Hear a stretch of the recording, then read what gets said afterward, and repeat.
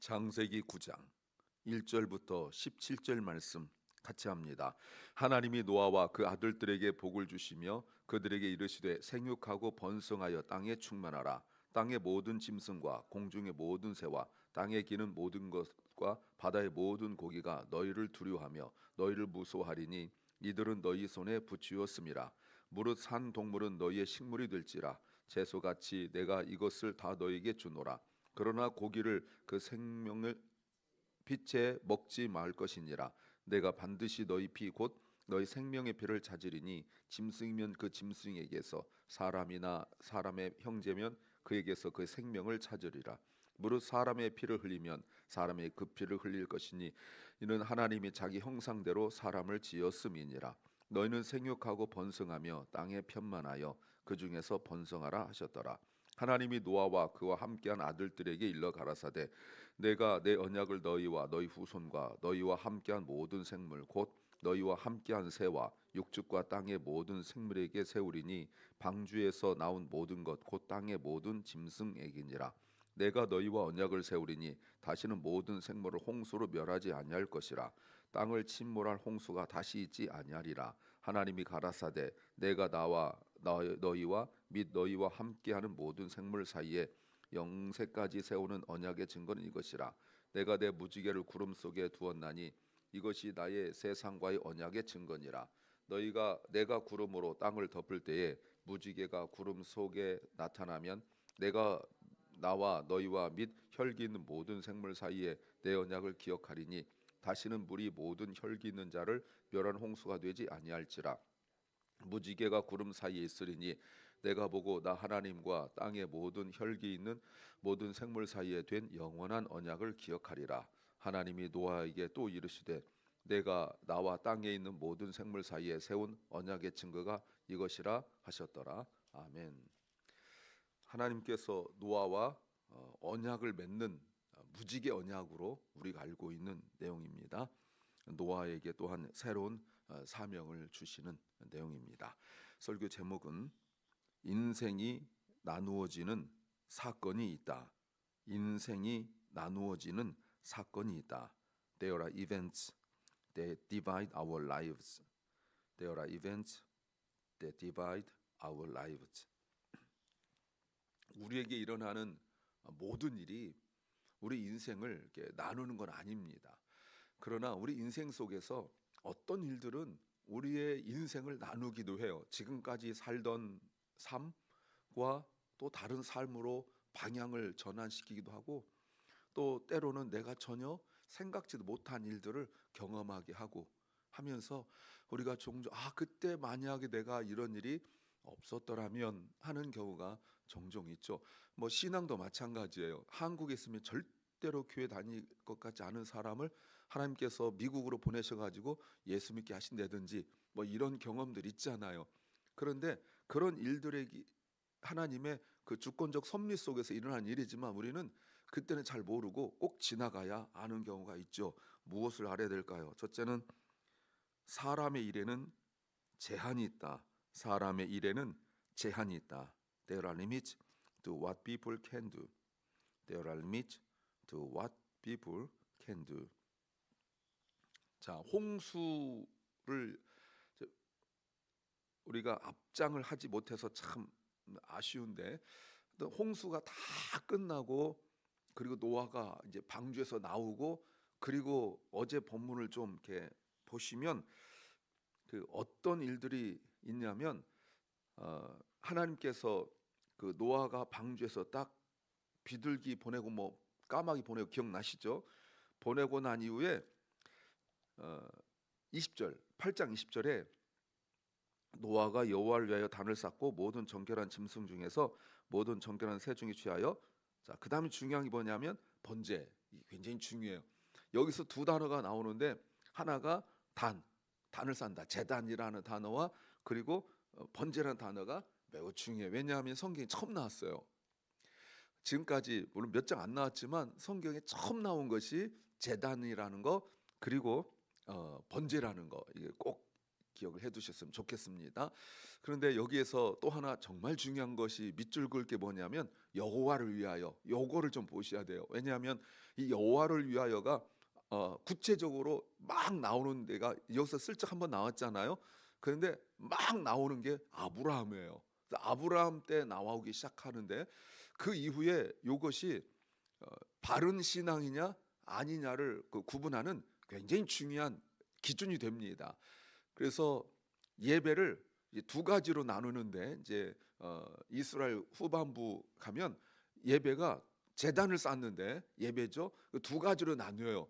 하나가 뭐냐면 여호와를 위하여, 하나는 자신을 위하여, 이렇게 두 가지로 나눠요. 의도적으로 써놔요. 그래서 여호와를 위하여라고 해놓으면 그건 바른 예배가 돼요.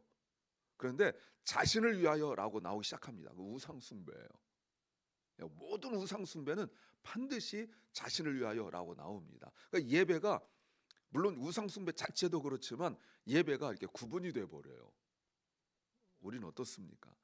그 여호와를 위하여 드리는 예배예요? 아니면 나 자신을 위하여? 어떤 분들은 왜 새벽 예배 드리고 왜 묵상하고 이러냐면 자신의 영적 성장을 위하여, 뭐 이런 분들 많습니다. 우상 숭배는 거 아시겠죠?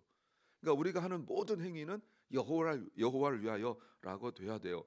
그리고 난 이후에 1절에 그때 하나님이, 그때예요.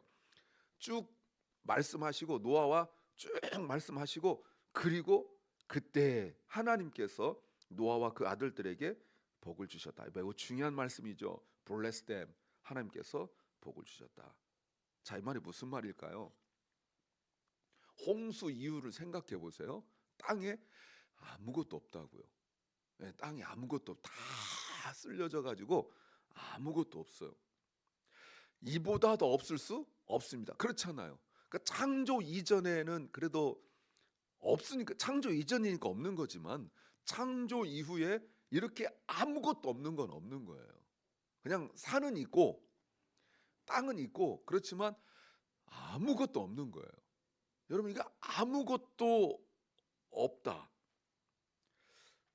근데 여러분, 이게 이런 적 있느냐 이거죠. 그 이전에는 모든 것이 풍성했죠. 그러니까 창조로 말미암아 모든 게 풍성했는데 지금은 아무것도 없다. 이게 이제 맞는 말이에요. 아무것도 없다. 그냥 홍수만 있던 흔적만 있다. 이렇단 말이죠. 그런데 하나님이 복을 주세요. 이 무슨 말씀하는지 아세요? 이게 살 수 있는 유일한 길, 유일한 살 길이다. 지금 이 얘기하려고 그러는 거예요. 아무것도 없는 데서 일반적으로 생각하면 아무것도 없으면 반응이 뭡니까? 좌절, 낙심. 그렇죠? 우리 학계 스가랴 보셨잖아요. 아무것도 없는 것이 아님에도 불구하고 낙심하고 좌절했던 사람들, 하나님을 위하여 아무것도 안 하는 사람도 있었잖아요. 성전 건축 이런 거 아무것도 못 했잖아요. 이때 좌절하든지 아니면 어떤 인간적 열심이 생겨요. 내가 열심히 해보자. 그래서 요즘 우리말로 말하면 이 몸뚱아리 움직여가지고 아침부터 저녁까지 열심히 해보자. 우리가 열심히 노력하면 뭔가 될 거야. 되게 이런 반응이거든요. 근데 노아를 통하여 우리에게 보여준 게 뭡니까? 하나님께서 복을 주신다. 여기부터 시작하는 거예요. 여러분, 이게 다른 인생이 되는 거예요. 여호와의 복으로 시작하는 인생이고 자기 노력으로 시작하는 인생이 있어요. 그러면 하나 또 궁금한 거, 노아가 하나님께 복을 구했습니까? 아니요. 노아는 지금 복을 생각할 겨를도 없어요. 여러분, 우리가 뭔가를 기대한다는 건 뭐가 있을 때 기대가 되는 거 아니겠어요? 아무것도 없는데 뭘 기대해요? 할 수가 없는 거거든요. 그런데 보세요. 노아가 하나님, I need your 복, 하나님 복이 필요해요라고 말하지 않았어요. 하나님이 먼저 복을 주셨어요. 왜요? 하나님께서 아시기 때문에 그래요. 하나님이 아시기 때문에. 또 하나는요, 하나님이, 우리가 하나님의 일을 해야 되기 때문에 우리가 하나님 일을 할 때 반드시 하나님의 복이 필요해요. 여러분, 인간적 노력 중요합니다. 제가 여러 차례 늘 강조하지만 하나님의 일은 절대로 은사로 하는 게 아니에요. 우리 종종 그 얘기합니다. 아유, 뭐 자매님, 뭐 형제님 이것 좀 해요. 뭐 집사님 이것 좀 해주세요. 그럼 무슨 말 합니까? 나는 그 은사가 없어요. 맞아요. 은사 있는 사람 아무 개가 은사가 있어요. 맞아요. 근데 그건 한계가 있어요. 노래 잘하는 사람? 여러분 그거는 노래는 잘하지만 찬양은 아니에요. 주님의 일 한 가지 들으세요. 주님의 일은 믿음으로 하는 거지 절대로 은사라는 거 아니에요. 은사로 하면 자기 목 컨디션, 자기 몸 컨디션, 자기 감정 컨디션 이것 때문에 어느 순간 되면 안 해요. 그러나 컨디션 좋은 날은 또 잘해요. 왜? 은사로 하니까. 실력으로 능력으로 하니까. 그러나 믿음으로 하면 어떤 상황이든지 다 감당하는 거예요. 그래서 하나님께서 먼저 복을 주신다. 이걸 우리가 알아야 되죠. 근데 그 복을 노아에게만 준 것이 아니라 여러분 성경을 자세히 보시면 노아와 그 아들들에게 함께 했다 이런 내포하고 있죠. 그리고 땅의 모든 짐승들에게까지 복을 주세요. 사람이 주는 복은 여러분 제한이 있어요. 사람이 자 부모가 자녀를 위하여 물질을 주고 어떤 혜택을 주고 페이버를 주고 한다 할지라도 한계가 있죠. 부모가 언제나 돈이 많겠어요? 부모가 영원토록 살겠어요? 생명이든 재산이든 능력이든 부모가 자녀에게 주는 것도 언제나 한계가 있어요. 심지어 사람과 사람 사이도 마찬가지죠. 그러나 하나님의 일은 한계가 없어요. 하나님의 복은 한계가 없어요. 멈춤이 없어요. 우리가 이걸 먼저 알아야 돼요. 두 번째는 모든 것은 내가 해야 할 일을 위한 것이어야 한다. 모든 것은 내가 해야 할 일을 위한 것이어야 한다. Everything should serve what I need to do.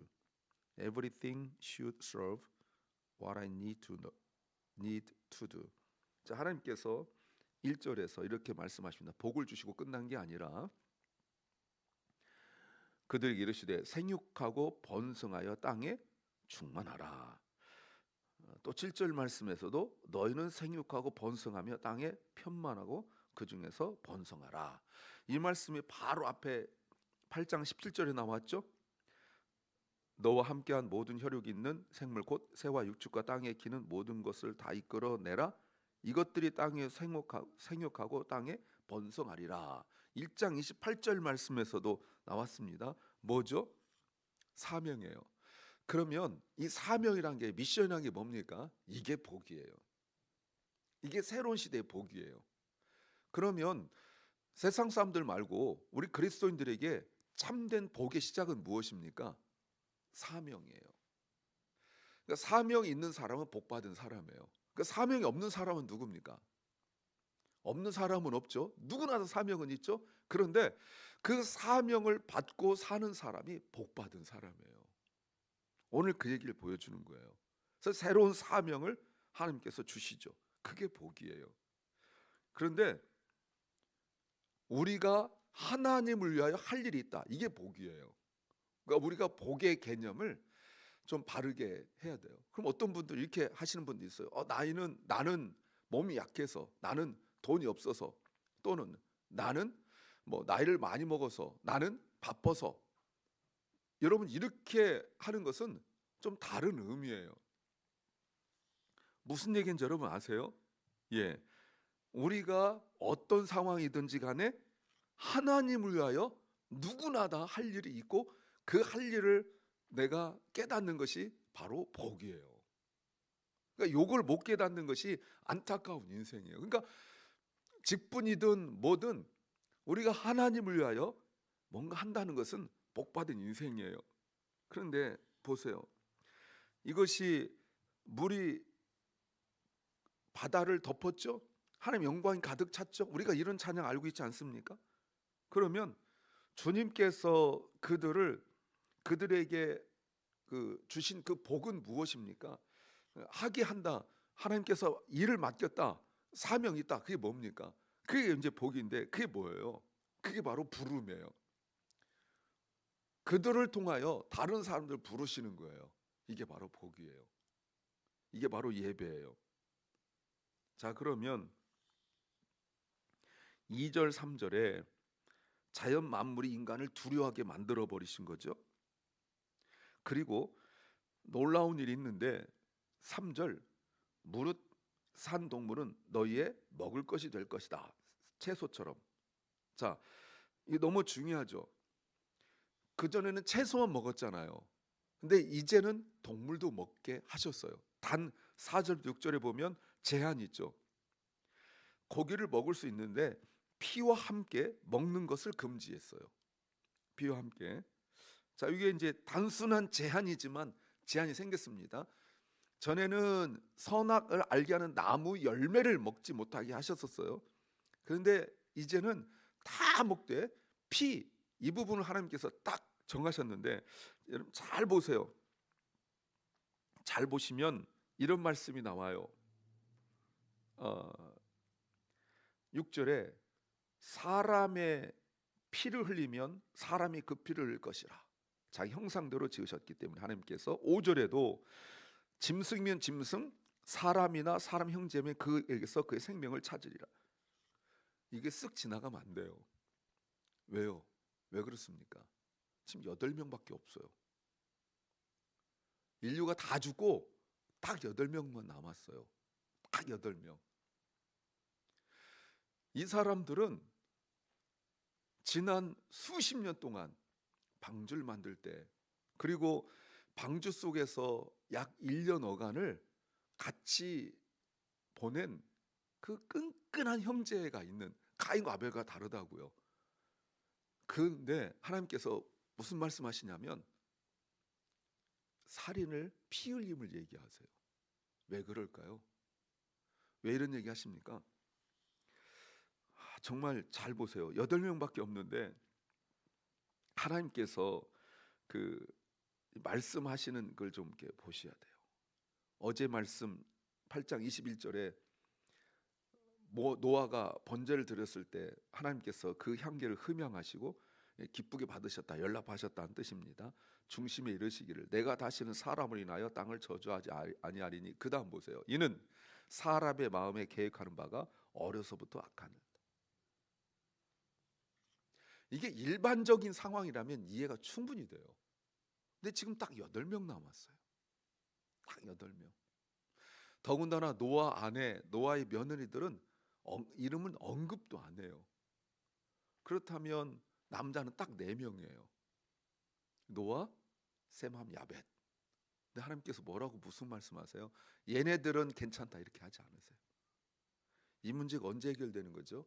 예수 그리스도께서 오실 때까지. 그러나 그때까지 우리의 일어난 모든 일은 다 나가 할 일, 즉 사명을 위한 것이 되어야 돼요. 그게 생명이 되었던, 시간이 되었던, 재능이 되었던, 물질이 되었던 모든 것들은 다 할 일, 즉 사명을 위한 것이 되어야 돼요. 요게 무너지는 것이 이스라엘이에요. 세 번째는 끝이 아니다. 끝이 아니다. The end is not the end. The end is not the end. 요거는 제가 가끔 쓰는 제목이에요. 네, 여러분 보세요. 하나님께서 다시는 심판하지 아니하시겠다라고 하시지만 물심판을 하지 않으신다는 거지 영원한 심판을 하지 않으신다는 게 아니에요. 방금 읽어드린 21절 말씀에서 분명히 하나님께서 이들의 악함을 보시고 야, 심판해도 소용없다. 해면 뭐하냐? 저것들 맨날 꾸짖으면 뭐하냐? 안 하겠다. 이 말씀은 아니에요. 물심판만 홍수로 하지 않으시겠다라고 말씀하시면서 오늘 본문 8절 이하에서 정말 중요한 단어가 하나 나오는데 뭡니까? 언약이에요. 언약. 자, 언약을 잠깐 얘기할까요? 언약은요, 맨 처음에 마치 그 음악으로 말하면 그 크레센도처럼 이렇게 되죠. 그래서 맨 그 첫 정점에 뭐가 있냐면 노아 언약이 있어요. 그거는 그 행위 언약으로 원시 언약, 시작 언약이라고 그러는데 선악과를 먹지 마라. 그리고 3장 15절에서 여자 후손 딱 그 부분. 그리고 두 번째가 조금 넓어지는데 이게 노아 언약이에요. 그리고 조금 더 넓어지는데 이게 아브라함 언약이에요. 그리고 조금 더 넓어지는데 모세 언약이에요. 그리고 조금 더 넓어지는 게 다윗 언약이고 마지막이 예수 그리스도 언약이에요. 그래서 예수님이 잡히시던 그 밤에 제자들과 함께 그 성찬을 나누고 이러실 때 새 언약을 세우시는 거예요. 그래서 언약은 이렇게 점점 분명해지고 그리고 계시로 드러나고 프로그레시브하죠. 점진적 계시라고 하죠. 그래서 점점 예수 그리스도를 향하여 나가고 그것을 분명하게 보여주는 거예요. 자, 오늘도 마찬가지예요. 하나님께서 그 언약에 대한 징표를 무지개로 걸어 두신 거 아닙니까? 자, 그러면 무슨 말씀하시는 거예요? 뭐 오늘날도 무지개 뜨면 사진 찍어서 보내고 막 그렇습니다. 여러분, 요거 예쁘다고 사진만 찍으면 안 되는 거예요. 언약이에요. 아담은 실패했으나 그래서 심판이 있었죠. 심판이 있는데도 사람이 여전히 변하지 않는 거죠. 그래서 결국 예수 그리스도께서 오셔야 되는 거 아니에요? 그리고도 사람들이 변하지 않습니다. 그 변하지 않음이 곧 나오죠. 노아가 이제 술 먹고 뭐 하는 얘기들, 곧 나오는 얘기들, 그 사람이 변하지 않음을 지금 보여주는 거예요. 당대의 체데카 그 의인인 사람조차 예수 그리스도 아니고는 변할 수 없다. 지금 그 얘기를 해주시는 거죠. 자, 여러분, 이게 새로운 시작이에요. 심판 이후에 하나님께서 먼저 시작하신 것은 땅을 건설하고 그 다음 경작지를 만들고 이런 것이 아니라 복을 주시고 사명을 주신 거예요. 그러니까 우리가 아무것도 없는 상황 속에서 뭔가 이루어내고 뭔가 형편이 되고 사명 감당한 것이 아니라 아무것도 없을 때부터 우리는 사명을 생각해야 돼요. 이때부터 인생이 나누어지는 거예요. 인생은 복 있는 인생과 복 있는데 모르는 인생으로 나누어져요. 복 없는 인생은 없습니다. 근데 복이 있고 그 복을 누리는 인생과 복이 있는데 누리지 못한 인생으로 나눠지고 말아요. 하나님의 복, 사명 복, 할 일 아는 복 누리시기 바랍니다. 기도합니다. 주님, 노아가 어떤 일을 해야 할지 하나님께서 복을 주셔서 알게 하시니 감사합니다. 아무것도 없는데 하나님은 먼저 복을 주시고 사명을 주셨습니다. 우리도 복 있는 인생, 그 복을 누리는 인생으로 깨닫게 하여 주시옵소서. 사랑 결란과 우리 사랑하는 자녀들이 하나님이 그들에게 주신 복 깨닫게 하여 주시옵소서. 아버지 하나님, 오늘도 병중에 있는 연약한 성도들이 있습니다. 주님께서 치유하여 주시고 회복시켜 주시고 하나님 은혜 베풀어 주시옵소서. 오늘 하루가 주께서 주신 축복의 하루가 되게 하시고 오늘 우리가 살아갈 이유 분명히 깨닫게 하여 주시옵소서. 예수님 이름으로 기도하옵나이다. 아멘. 하늘에 계신 우리 아버지여, 나라의 마옵시며 뜻이 하늘에서 이룬 것 같이 땅에서도 이루어지이다. 오늘날 우리에게 일용할 양식을 주옵시고 우리가 우리에게 죄 지은 자를 사하여 준 것 같이 우리 죄를 사하여 주옵시고 우리를 시험에 들게 하지 마옵시고 다만 악에서 구하옵소서. 대개 나라와 권세와 영광이 아버지께 영원히 싸움나이다. 아멘.